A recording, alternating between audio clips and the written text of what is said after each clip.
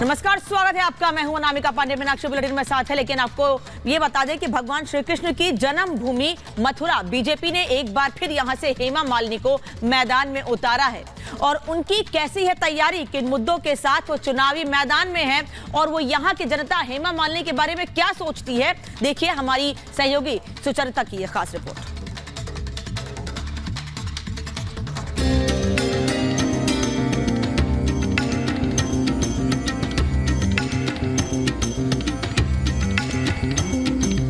भगवान श्री कृष्ण की जन्मभूमि मथुरा के लोग दिन रात अपने आराध्य में लीन रहते हैं। ब्रजवासियों की दिन की शुरुआत हरे कृष्णा से होती है।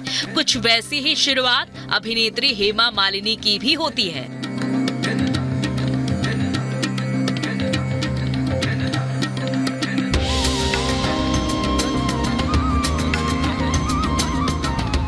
नमस्कार, आपके साथ मैं हूं सुचरिता कुकरेती और आज हम पहुंचे हैं मथुरा लोकसभा सीट पर। मथुरा, जहां से बीजेपी ने तीसरी बार एक्ट्रेस हेमा मालिनी को चुनावी मैदान में उतारा है। जब 2014 में हेमा मालिनी इस सीट से जीती थी, तब उन्होंने आरएलडी के जयंत चौधरी को हराया था। इस बार जयंत चौधरी बीजेपी के साथ हैं, तो क्या हेमा मालिनी और बीजेपी की राह और ज्यादा आसान हो जाएगी? आइए मथुरा वासियों से ही जानते हैं और हेमा मालिनी से मिलकर समझते हैं। कृष्ण नगरी मथुरा से मौजूदा सांसद अभिनेत्री हेमा मालिनी है। बीजेपी आलाकमान ने एक बार फिर से उन पर भरोसा जताया है। आखिर हेमा मालिनी पर फिर से दांव लगाने के पीछे की वजह क्या है, यही जानने के लिए रिपब्लिक भारत हेमा मालिनी के संसदीय क्षेत्र पहुंचा। कहते हैं कि अभिनेता से नेता बनने का रास्ता आसान होता है, लेकिन नेता बनने के बाद जिम्मेदारी निभाना आसान नहीं होता। आज हम आपको एक ऐसी नेत्री से मिलवा रहे हैं जो 2014 में बड़ी जीत के साथ आई, 2019 में फिर आई और अब 2024 में कहा जा रहा है फिर एक बड़ी जीत के साथ आ रही है। हमारे साथ बीजेपी की सांसद हेमा मालिनी जी मौजूद हैं। हेमा जी, बहुत बहुत स्वागत है आपका रिपब्लिक भारत पर। आप प्रचार के लिए जा रही हैं, तीसरी बार चुनाव लड़ रही हैं। सबसे पहले तो मुझे ये बताइए, अब तो आप मंझी हुई नेता हो गई हैं। You are an experienced politician now. Experienced politician, I don't know. I am doing my job in Mathura, which I think it's quite good, and people are happy. यहाँ के लोग खुश हैं। हाँ। हमारे ब्रजवासियों के लिए मैं सेवा जो कर रही हूँ, they are happy with that. मैं जब आपके घर में आई हेमा जी, तो मुझे हर जगह कान्हा जी की झलक दिख रही है। यहाँ पर कान्हा है, यहाँ पर गाय के साथ बछड़ा। That painting. हाँ, ये पेंटिंग जो मैंने देखी, जगह जगह मुझे यहाँ पर प्रभु श्री कृष्ण की एक झलक दिख रही है। स्वाभाविक है। स्वाभाविक है। हाँ, वृंदावन में है और कान्हा का फोटो नहीं होगा, छवि नहीं होगी तो और किसका होगा? आपको लगता है कि कान्हा जी का ये आशीर्वाद है हेमा जी कि आप 2 बार जीती हैं, लोगों ने आपको इतना प्यार दिया है और अब तीसरी बार भी लोग सोच रहे हैं कि इसमें कोई दो राय नहीं है कि हेमा मालिनी फिर से जीत कर आ रही है? देखिए, ये जो कान्हा है ना, the smartest God and most easily available God, I will say. If you have faith in him, उनमें अगर भरोसा है, अगर आप दिल से चाहेंगे कुछ भी, वो जरूर हेल्प करते हैं। तो वो चाहते हैं कि मैं नृत्य करूं। मेरा जितना भी डांस बैलेज है इनके ऊपर है। यशोदा कृष्ण हो, राधा कृष्ण, राधा रास बिहारी, द्रौपदी, ऐसा बहुत सारे बैलेंस मैं करती हूँ इनके ऊपर आधारित, क्योंकि वो चाहते हैं कि मैं करूं। तो जब तक वो चाहेंगे वो मैं करती रहूंगी। ऐसे ही तो उन्होंने यही सोचा होगा कि इसको सांसद भी बनाओ ताकि यहाँ मेरा वृंदावन को तो सफाई साफ सुथरा सब ठीक हो जाए। तो आपका थर्ड टाइम मैं यहाँ हूँ। आपको, मुझे ऐसा लग रहा है आपसे बात करके, ऐसा लग रहा है कि आप भगवान से भी सीधे बात कर रही हैं, आप जनता से भी सीधे बात कर रही हैं। तो वो एक कनेक्ट जो है वो आपने एस्टैब्लिश कर दिया है।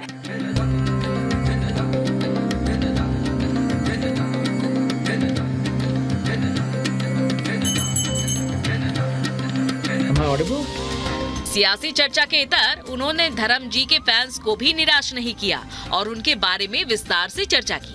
अच्छा, मुझे ये बताइए, क्योंकि आपकी बड़ी खूबसूरत कुछ तस्वीरें पीछे भी लगी हुई हैं धर्म जी के साथ और वो बड़ी अच्छी हैं। मैं जब आई आपके यहाँ तो मैं ये देख रही थी।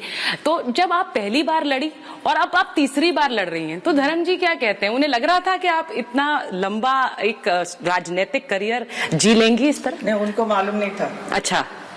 ही नोज मी एज अभिनेत्री हूँ, एक अच्छी डांसर हूँ, नृत्य कला मेरे साथ है।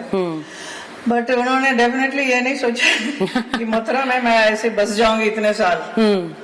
He is very happy about my work, जो भी मैं काम कर रही हूँ उससे बहुत ही खुश होते हैं। एंड वेरी जेन्युइनली मैं करती हूँ, विद पूरा डेडिकेशन के साथ।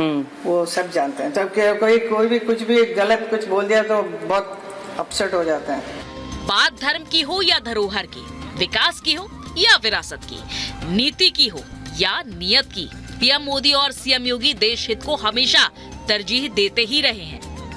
आप जब नरेंद्र मोदी कहते हैं कि अब की बार 400 पार, तो आपको लगता है कि इस बार बीजेपी 400 पार कर रही है, वो टारगेट अचीव कर पाएगी, या फिर ये एक नारा है क्योंकि एक जीत का नारा है? ये नारा तो होना चाहिए दैट इंस्पायर्स ऑल द कार्यकर्ता एंड द जनता जो मोदी जी से प्रभावित है, उनको एक जोश भी चाहिए ना। तो 400 पार ये बोला, yes, and then they will tell others also. It is important, but at the same time Modi ji ने इतना कुछ किया है देश के लिए, आज तक किसी प्राइम मिनिस्टर ने नहीं किया।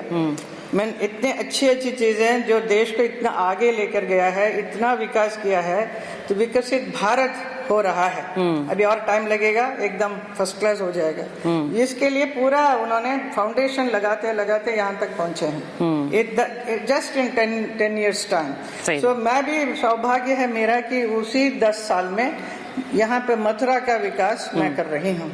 आपको लगता है कि भारत के अभी तक के सबसे लोकप्रिय प्रधानमंत्री हैं Narendra Modi? Definitely he is the best. पूरा विश्व भी ये मानता है। विश्व में जहाँ जहाँ जाते हैं वहाँ पे लोग यहाँ तक देखा कि पाँव भी छूते हैं। I mean, and he walks in front and other leaders are walking behind him. ये दृश्य कभी देखा आपने? नहीं देखा। सही बात। आप हिमा जी एक बात बताइए कि इस बार कितना मार्जिन आप देख रही हैं जीत का? तीसरा आपका ये चुनाव होगा, तीसरी बार आप चुनाव लड़ रहे हैं, और जीत का मार्जिन आपके लिए क्या है इस बार? अपने लिए पहले से ज्यादा आपने लक्ष्य रखा है? हमारे कार्यकर्ता कह रहे हैं 5, 6, 7 तक जाए, 7 तक दे रहे। 7 लाख 7 लाख वोट का मार्जिन आप कह रही हैं? ऐसा वो कह रहे हैं। हाँ। आगे हो गया तो बहुत अच्छी बात है। तो आई विल सेलिब्रेट इट। बिल्कुल, हमें जरूर बुलाइएगा उस सेलिब्रेशन में। किस तरह से जो रणदीप सुरजेवाला का एक कमेंट आया, उससे पहले कांग्रेस पार्टी का कंगना पर भी कमेंट आया था, और आप तो इतनी एक लोकप्रिय अभिनेत्री हैं देश की। मुझे लगता है नेत्री से पहले आप एक ऐसी अभिनेत्री हैं जो लोगों के दिलों में बसती हैं। इस तरह का जो अभद्र टिप्पणियां आती हैं, ये आपको लगता है राजनीति में महिलाओं पर जबरदस्ती इस तरह की अभद्र टिप्पणियां करके उन्हें रोकने की कोशिश होती है? नहीं, वो I think it's a frustration. उनको वो कुछ हासिल नहीं कर सक रहे हैं तो कुछ ना कुछ किसी को भी अटैक करो। अटैक करने से उनका कुछ दिल भर जाता है।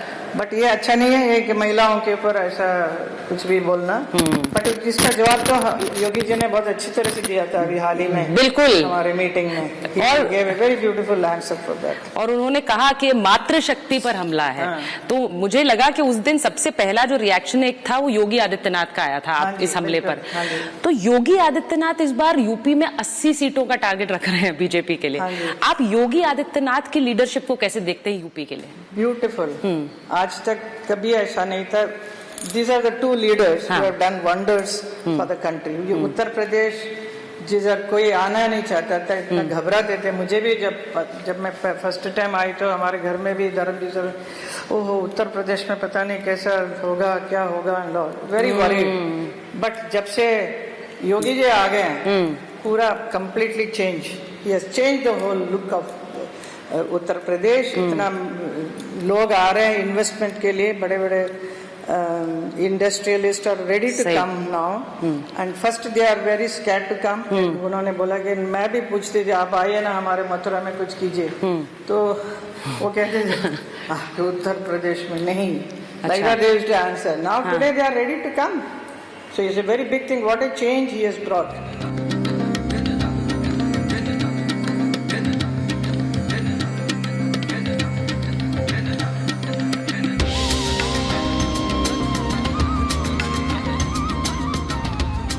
दो 2014 और 2019 के लोकसभा चुनाव में अभिनेत्री हेमा मालिनी ने प्रचंड वोटों से जीत हासिल की थी। इसीलिए 2024 का लोकसभा चुनाव उनके लिए अहम है और चुनौतियों से भरा भी कि क्या हेमा मालिनी धर्म की नगरी में हैट्रिक लगा पाएंगी, इस पर जनता के मन में क्या है।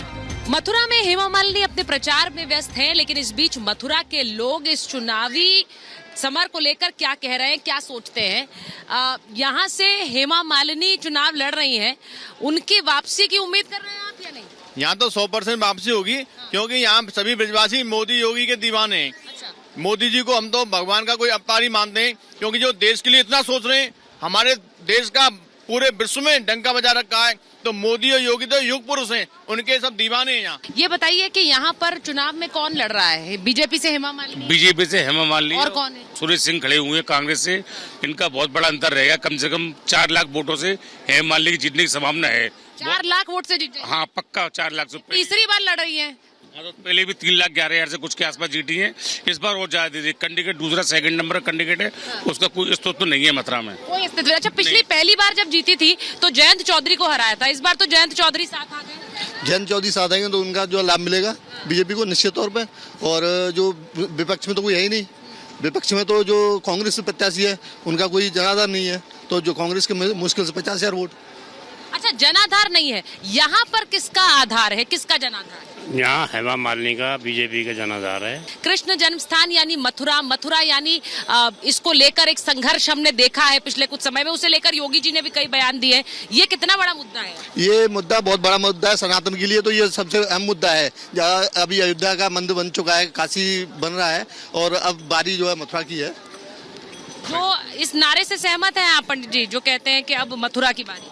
देखिए, जो हमारे भगवान श्री कृष्ण जन्मभूमि के मंदिर की बात करेगा वही देश पर राज करेगा, जो हमारे सनातन धर्म के लिए बात करेगा वही हम उसको वोट देंगे। यहाँ तो सभी योगी मोदी के दीवाने हैं और यहाँ से हेमा मालिनी 100% जीतेगी।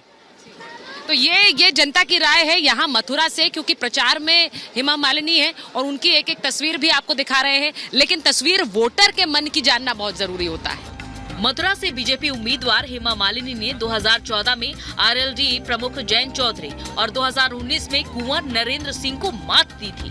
अब 2024 में किसकी जीत और किसकी मात होगी, इसका फैसला ब्रजवासी करेंगे। Bureau report, Republic Bharat.